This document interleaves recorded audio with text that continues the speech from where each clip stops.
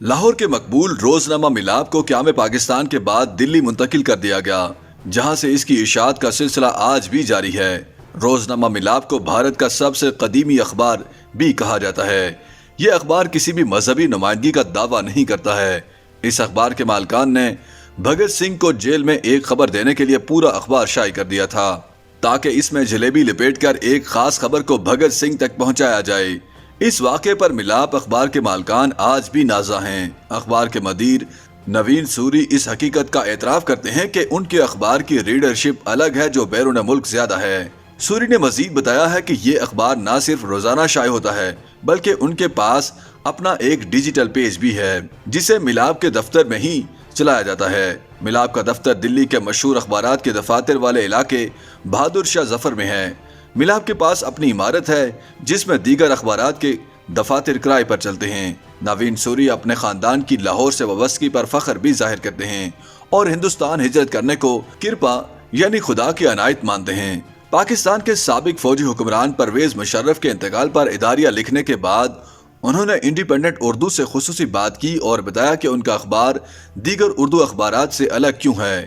ان کا کہنا ہے کہ ہندوازم کی اصلاحی تنظیم آریہ سماج کے ذمہ داروں کے مشوروں سے 13 اپریل 1923 کو لاہور سے ملاب کی اشاعت کا باقاعدہ آغاز ہوا۔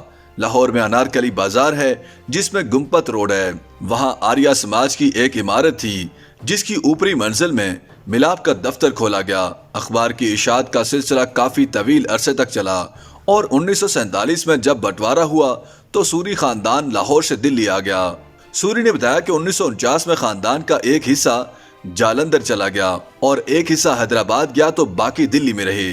1949 کے آخر میں یا 1950 کے شروع میں جالندھر سے اردو اور ہندی دونوں زبانوں میں ملاب شائع ہونا شروع ہوا اور حیدرآباد میں ہندی اور اردو میں شائع ہوتا تھا۔ نوین سوری نے اپنے دادا کی زندگی میں گزرے ایک واقعے کے بارے میں بتایا کہ ان کے دادا خوشحال چند جو کہ ایڈیٹر تھے، ان کی سردار بھگت سنگھ کے والد سے دوستی تھی کیونکہ 2 سال کے لیے دونوں کا خاندان پڑوسی رہ چکا تھا۔ جب بم کانڈ کے بعد بھگت سنگھ کو جیل میں رکھا گیا اور تفتیش شروع ہوئی تو بھگت سنگھ کے ساتھ سکھبیر اور راج گرو بھی جیل میں تھے۔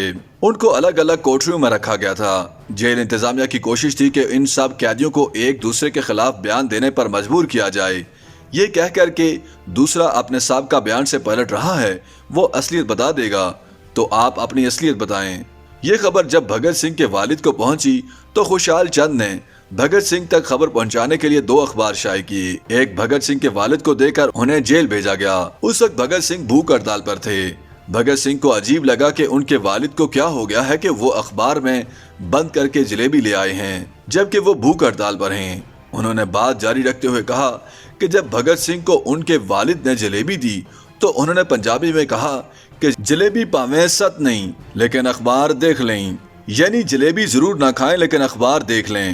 یہ انہوں نے کہا کیونکہ اس سے زیادہ تو وہ بول نہیں سکتے تھے کیونکہ وہاں سخت پہرا تھا۔ اس وقت بھگت سنگھ نے جلیبی کو رکھ لیا اور بعد میں جیلر نے بتایا کہ بھگت سنگھ نے جلیبی نہیں کھائی لیکن اخبار پڑھ لیا جس میں لکھا تھا کہ کوئی کسی کے خلاف نہیں جا رہا ہے، جس سے ان تینوں کو طاقت ملی۔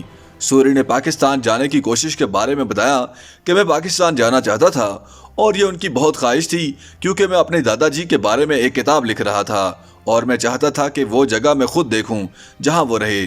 یہ 1985 یا 1986 کی بات ہوگی لیکن میرا ویزا مسترد کر دیا گیا اور کوئی وجہ نہیں بتائی گئی، تو وہ آخری اور پہلی دفعہ تھی جب میں نے پاکستان جانے کا سوچا تھا۔